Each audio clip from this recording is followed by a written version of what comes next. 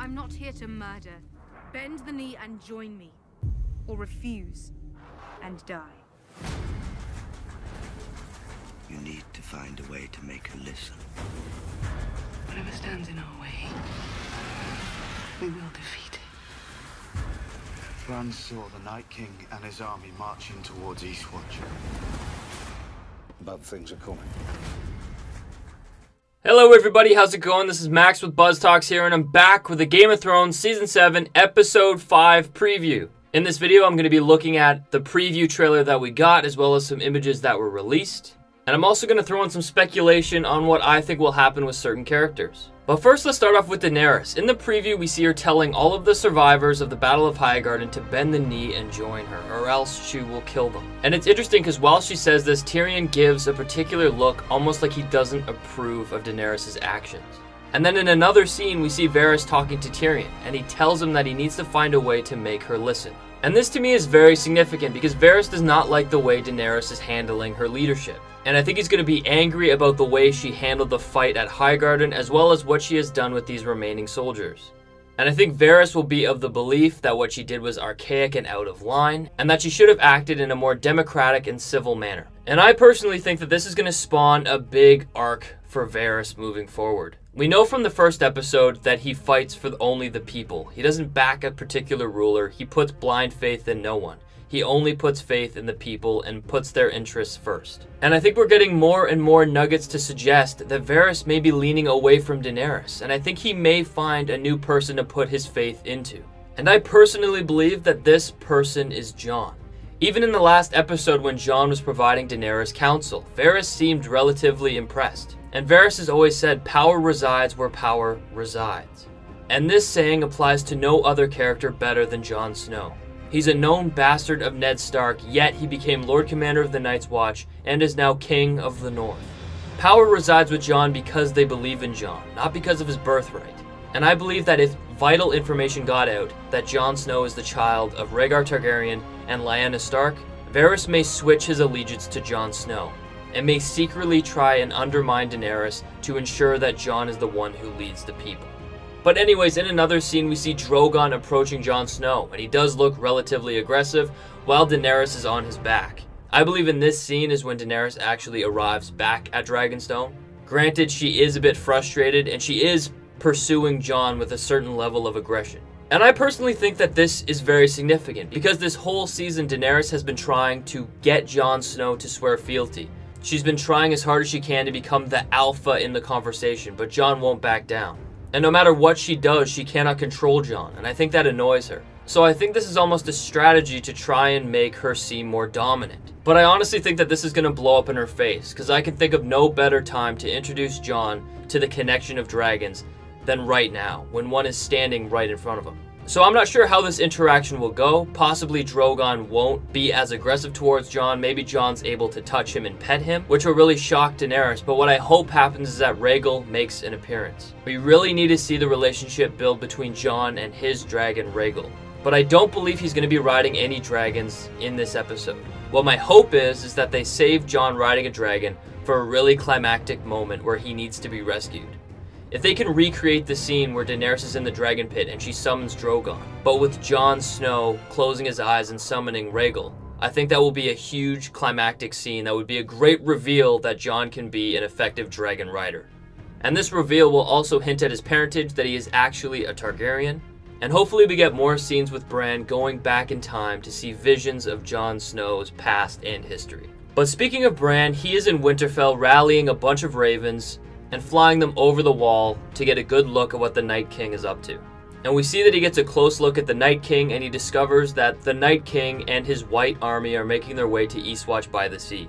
In the trailer, we also see the Night King look up, almost like he knows that Bran is there, warging into the Crow, and Bran is shut out, it seems like. So I don't know whether the Night King forces him out from warging out of the Crow, or if Bran bails, because he doesn't want another interaction like last time where the Night King touched him and marked him.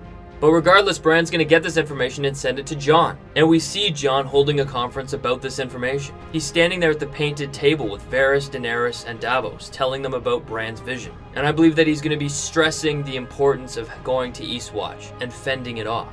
I also believe that they hinted at a plot point earlier in the season between Jon and Tyrion. Jon was telling Tyrion about his frustration that nobody believes him, and he was asking Tyrion the question, how do you get everyone's support to fight against something that they've never seen and that they don't believe? And I believe that this is going to come around full circle, and Jon is going to go to Eastwatch to capture a White and reunite with Tormund, the Wildlings, and the Brotherhood Without Banners. Another interesting catch in this scene is that Tyrion is not there. I believe after this big battle for Highgarden, Tyrion is going to want to go to King's Landing, possibly to talk terms with Jaime. We also know that Gendry is going to be making an appearance, so it would be interesting if they went to King's Landing because Davos wanted to smuggle Gendry out of it to save him. Because 1, he's a bastard of a Baratheon, and 2, he is a blacksmith and could possibly forge Valyrian steel, if Sam provided the formula. And I believe that Sam will find the formula. Based on all those scrolls that Maester Ebrose wants Sam to go through and recopy, I think he's going to find a vital piece of information that will result in him sending it to Dragonstone. I am positive that Sam is going to make his way to Winterfell. However, I'm not sure why. It could be possible that Bran summons him to Winterfell, because Sam would be the perfect sidekick to Bran. Bran sees all of these visions in history, and Sam is the one to put them down on paper and prove their existence. But in Dragonstone, I think we're going to see another big moment where Jorah finally arrives at Dragonstone. We're going to see him reunite with Daenerys. I believe that Jon is going to offer up his sword back because it actually belongs to the Mormonts. But Jorah seems like the kind of guy that would want to keep it in Jon's hands because his father gave it to Jon for a reason. And I think this episode is going to end with the team of individuals going to Eastwatch by the Sea from Dragonstone. And that will set up the next episode. I think we're going to see Jon, Jorah, Gendry, and Davos, and some Stark soldiers hop on a boat and leave Dragonstone and head to Eastwatch by the Sea. Which makes a lot of sense because that's what this episode is called. And because it is called Eastwatch by the Sea, I think we're going to have a strong focus on the Brotherhood Without Banners, Tormund, and the Wildlings. We haven't seen these characters in so long, so I think it's time to give them some screen time and introduce us to the set piece of Eastwatch before next episode. I also believe that there's a possibility that we could see Benjen Stark there.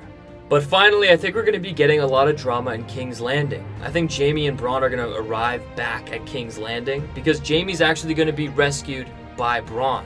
It was really noticeable that Jaime was wearing all this heavy Lannister armor. That's why he was sinking. But it is well known that Bronn never wears armor. Bronn will easily be able to swim down, take off Jaime's armor, and bring him back up to the surface. And I think in this moment, they're just going to be able to get out before Daenerys ends up burning or sparing all of the people who were fighting against her. But in the preview, we see that Cersei claims that whatever stands in their way, they will defeat it. And I believe that she's saying this to Tycho Nestoris, because it is well known that she actually got all of the gold back in King's Landing. And because of this, Tycho Nestoris is going to ensure that they back Cersei 100%. And I believe that he's going to fund her a lot of gold and resources that will help in the war effort.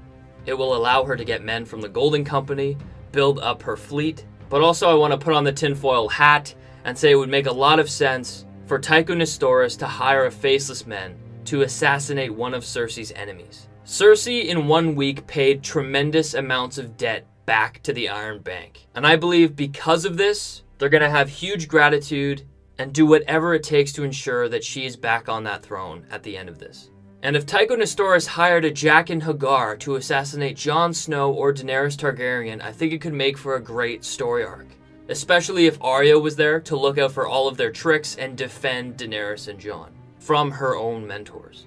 But it looks like we're going to be following Cersei in many different aspects of King's Landing. We see her seated in a bed in an image, as well as we see her sitting in a different room with Qyburn. So I'm convinced we're going to see Cersei go through a range of emotions because she's paid back the bank, which means that she can really bring up her forces. However, all the food at Highgarden has been destroyed, which is going to set her back a little bit. Jaime's arrival will also be a big deal, so that range of emotion is going to be huge for Cersei in this episode. But that is it for me, everybody, for the preview of Eastwatch. Please let me know if you think my predictions and preview are accurate, and let me know what you think in the comments section down below. But until next time, I'll see you guys later.